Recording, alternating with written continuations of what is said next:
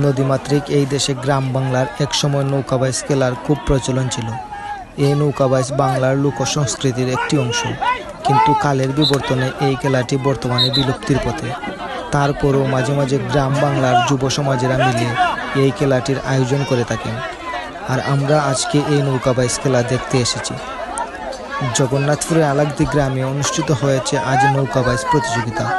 উপস্থিত ছিলেন গ্রামের বর্তমান মেম্বার সহ গ্রামের মুরব্বিয়ান ও যুবক ভাইয়েরা। বইটার তালে মুখরিত হয়ে ওঠে পুরো এলাকা।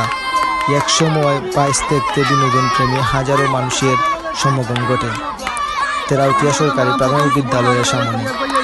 গ্রাম বাংলার ঐতিহ্যবাহী প্রতিযোগিতা ধারাবাহিকতা বজায় রাখতে দাবি জানান দর্শনার্থীরা। প্রতি বছর ধারাবাহিকভাবে আয়োজন করা হবে বলে জানান আয়োজকরা।